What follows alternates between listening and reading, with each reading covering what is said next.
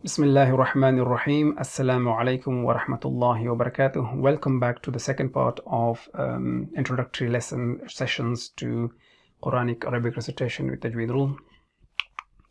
So what is Tajweed? Tajweed we can have two meanings. First one is linguistically, it means excellence and precision.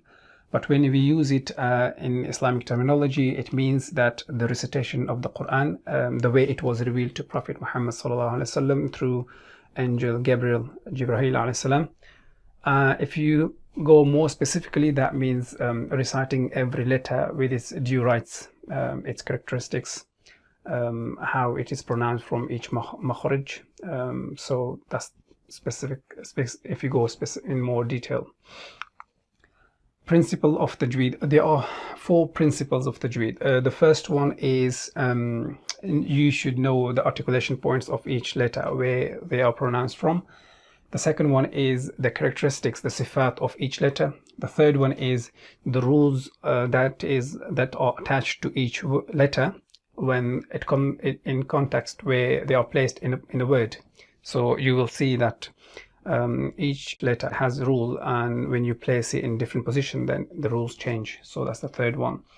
And the fourth one is exercising the tongue and a lot of repetition. So by the end of this course, you will see that we will have a lot of repetition of different lessons to become a master in Tajweed. So if we come to Arabic reading and writing, unlike English, in English what we have is we write and read from left to right, but in Arabic we write or read from right to left. And in English we have one form of each letter. So if it's in the middle or in the beginning or on its own, it's just one form. But in Arabic it's different. We have if a letter is written independently, it's one form. If it's written in the beginning of a word, it's another form. It's in the middle and the end. So we will see that in future lessons. We can give a classification to Arabic alphabet. This is one of the classifications. So we can have multiple classification depending on different properties, but this is one of them. We can have connectors and non-connectors. So the connectors are those letters where you can connect other letters with it from before or after it. So those are the connectors. Whereas non-connectors, you can connect some letters. We can connect letters before it, but not after it. So you don't need to know these right now in detail, but we will be going through each one by one in future lessons. This is maybe a bit more explanation. We have connecting forms, as I explained before. So you have, for example, this is the first letter of Arabic alphabet. You have alif, and that's when it's not connected with any other letter on its own. It looks like this in the beginning because it is non-connector. So it is the same as if it's unconnected.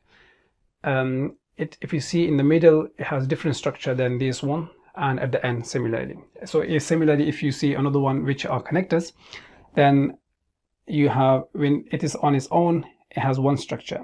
When you see in the beginning of a word another structure, in the middle another structure, and at the end another structure. So we will, you don't need to know this right now. We will be discussing one by one in future sessions.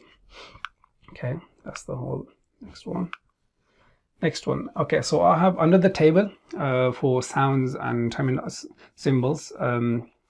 So that should help you if you are interested, if you're reading Quran with some help in transliteration, or if you're doing research in related to Quran. Then these are the tables I have developed, and you see the similar tables in those books that I have mentioned in my first part of introductory session, but I have changed some of them because I felt those representation are better than those are represented in those books. So you will see small differences in my tables and those books.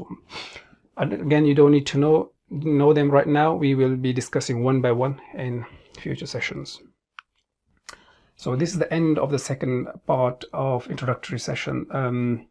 We will see you in the next one. Until then, assalamu alaikum wa rahmatullahi wa barakatuh.